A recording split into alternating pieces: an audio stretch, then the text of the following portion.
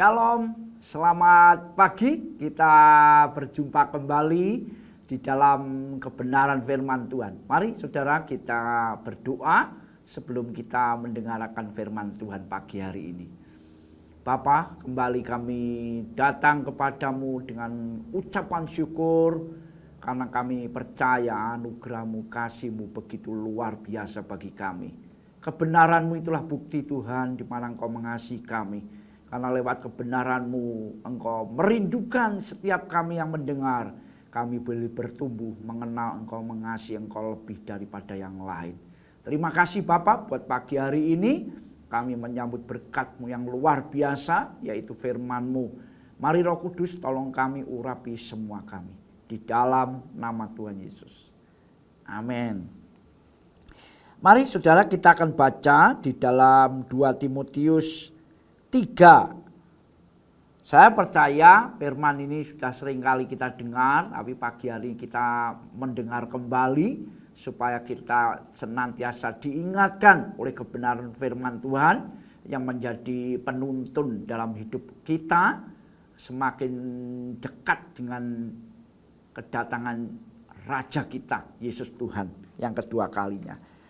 Di dalam 2 Timotius 3 ayat 1 mengatakan demikian. Ketahuilah pada hari-hari terakhir akan datang masa yang sukar. Ya, ini catat, ingat-ingat saudaraku ya.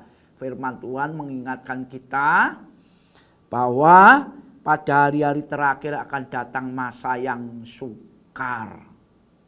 Ya, ini secara kasat mata yang kita alami hari-hari ini banyak orang mengeluh karena harga naik ya, dan banyak orang yang mengeluh kerja susah ya. Ya apa saja saudaraku yang kita rasakan hari-hari ini adalah banyak orang yang mengeluh. Ini fakta. Tapi Alkitab sudah peringatkan ya, bahwa pada hari-hari terakhir akan ada masa-masa yang sukar. Saya belum tidak bisa membayangkan tulisan ini mengacu kepada kesukaran seperti apa saudaraku ya. Tapi saya percaya Alkitab ini dengan jelas menjelaskan bahwa masa yang sukar itu pasti masa yang sukar sungguh-sungguh saudaraku ya. Ayat selanjutnya mengatakan begini, manusia akan mencintai diri sendiri dan menjadi hamba Tuhan, hamba uang. Ya, ketika masa sukar itu, buah dari masa-masa sukar itu adalah mereka akan menjadi sangat egois. Ya, tidak peduli orang lain, yang dipeduli adalah diri sendiri. Dan ada satu catatan yang lebih penting, yaitu mereka menjadi hamba uang. Alkitab mencatat ya, kejahatan itu akarnya adalah cinta uang, saudaraku. Dan hari-hari ini kita menyaksikan banyak sekali orang yang mencintai uang lebih daripada Tuhan. Dia mengalami hal-hal yang mengerikan, saudaraku ya. Mereka akan membual. Wah. Saya merenungkan dosa bohong itu memang susah saudaraku ya. Orang kalau sudah suka berbohong, dia tidak bisa membedakan antara bohong dan yang benar saudaraku ya. Saya banyak menyaksikan seperti itu. Dan menyombongkan diri. Kemudian mereka akan menjadi pemfitnah. Ini hari-hari ini luar biasa terjadi saudaraku ya. Mereka akan memberontak terhadap orang tua. Ini catat benar-benar saudaraku ya, hari-hari ini kita melihat satu generasi yang luar biasa, yaitu anak-anak, termasuk anak-anak kita juga punya guru yang mahir yang luar biasa, yaitu namanya HP saudaraku. Ya, sehingga mereka benar-benar menjadi manusia lain begitu saudaraku kalau kita perhatikan ya.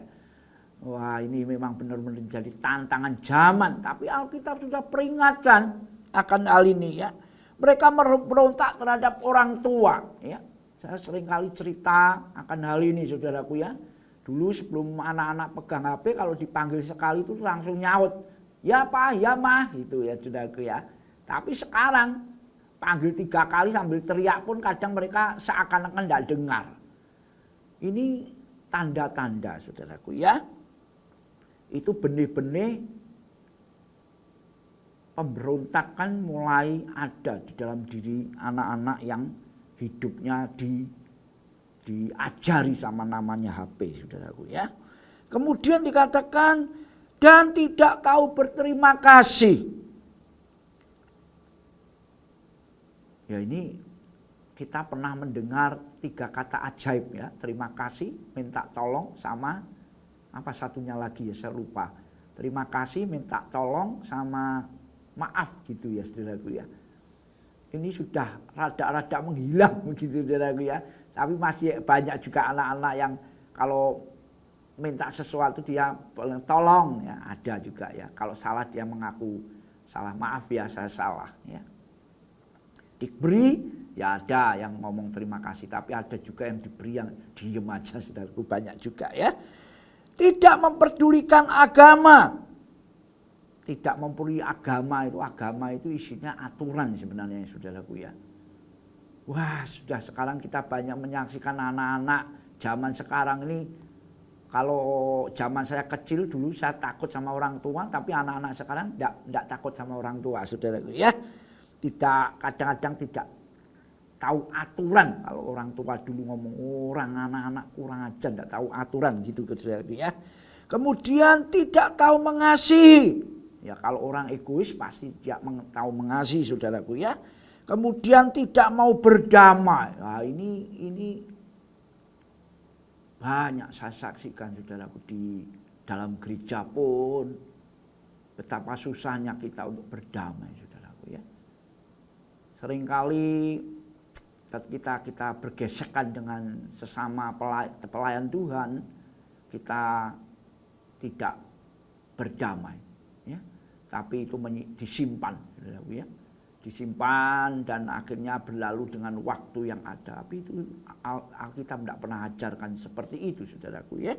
Kita mesti berdamai. Tapi kalau zaman akhir ini semakin sukar, banyak hal sukar, tanda-tanda ini akan muncul. Kalau kita ini tidak suka berdamai ya. Menjadi tanda buat kita awas-awas saudaraku ya. Suka menjelekkan orang lain.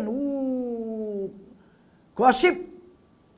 Semakin digosok katanya semakin sip begitu saudaraku ya. Atau yang lebih terkenal bahasa kita gibah. Ya. Di depan orangnya senyum-senyum tapi di belakang gibah. Ngomong yang jelek tentang orang-orang sekeliling kita saudaraku.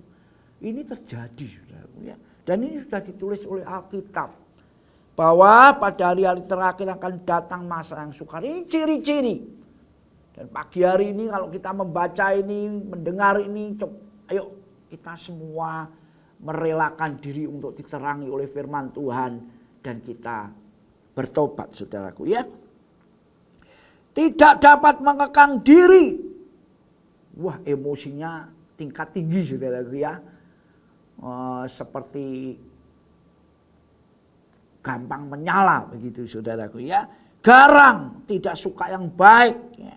Suka mengkhianat, tidak berpikir panjang, berlagak tahu, lebih menuruti hawa nafsu daripada menuruti Allah. Nah, ini catatan penting ayat 5 mengatakan begini. Secara lahiriah mereka menjalankan ibadah mereka, tetapi pada hakikatnya mereka mempungkiri kekuatannya. Saudaraku, hari-hari ini saya merenungkan dan bukan kebetulan, memang tiap minggu pertama di gereja kita ambil tubuh dan darah Tuhan. Dan selalu hamba Tuhan yang memimpin selalu mengutip ayat yang ditulis di dalam Alkitab ya.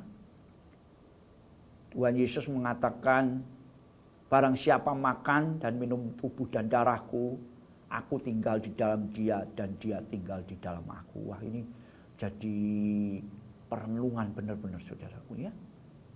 Saya merenungkan itu dan secara sederhana Tuhan ngajar begini saudaraku.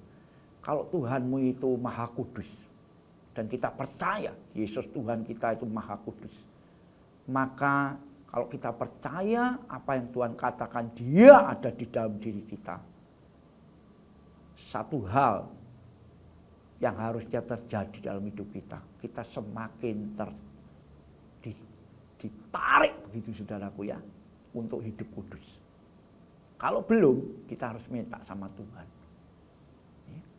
Kalau Tuhan kita itu maha benar, maka kita harusnya ditarik untuk hidup benar. Nah, ini sederhana Tuhan ajar begitu sama saya berdoa, Tuhan tolong saya. Aku percaya Engkau ada di dalamku Tuhan. Dan kalau Engkau maha kudus, aku rindu Tuhan. Benar-benar untuk hidup kudus. Dan tolong aku Tuhan. Kalau Engkau maha benar, maka aku ingin hidup benar Tuhan.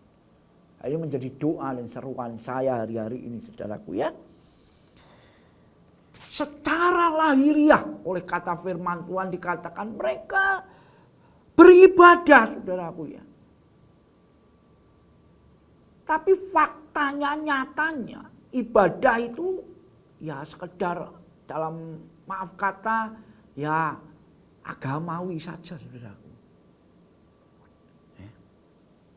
Dan kalau hal-hal ini terjadi dalam hidupmu dan hidupku, hari-hari ini waktunya untuk saudara dan saya untuk bertobat.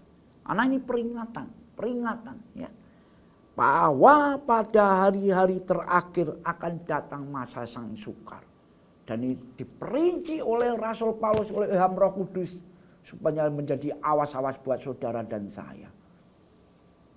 Saudaraku, biar pagi hari ini apa yang saya sampaikan menjadi perenungan buat saudara yang mendengar, juga secara pribadi buat saya sendiri saudaraku ya. Saya rindu benar-benar ciri-ciri yang ditulis di dalam Alkitab ini benar-benar tidak kita alami di dalam hidup kita. Kita kalau beribadah ya beribadah, merindukan berjumpa dengan sang kebenaran itu. Kalau kita ibadah benar-benar kita rindu berjumpa dengan Tuhan. Dan aku sekali lagi hal-hal yang terjadi dalam gereja saya banyak menyaksikan. Orang sedang puji-pujian pun dia melatihkan HP. Mulutnya nyanyi tapi matanya melihat HP. Scroll. Ketika hamba Tuhan, Bapak Gembala menyampaikan kebenaran, scroll. Wah, ini harus menjadi awas-awas buat saudara saya hari-hari ini. Ya, biar pagi hari ini apa yang kita dengar menjadi tuntunan dalam hidup kita dan kita ngomong sama Tuhan, Tuhan, kalau ini ada dalam hidupku, aku mau bertobat. Amin. Tuhan memberkati. Mari kita berdoa. Bapak, kami ucap syukur buat firman-Mu pagi hari ini. Biar peringatan-peringatan yang kami dengar Tuhan, lewat kebenaran-Mu, membuat hati kami mudah bertobat. Roh Kudus tolong kami, pimpin kami hari-hari ke depan, supaya kami semakin sadar bahwa kami harus benar-benar sadar bahwa hidup kami harus mengalami perjumpaan dengan sang kebenaran, yaitu Yesus Tuhan. Terima kasih Tuhan buat pagi hari ini. Di dalam nama Tuhan Yesus kami menyambut firman-Mu. Dalam nama Tuhan Yesus. Amin. Tuhan memberkati.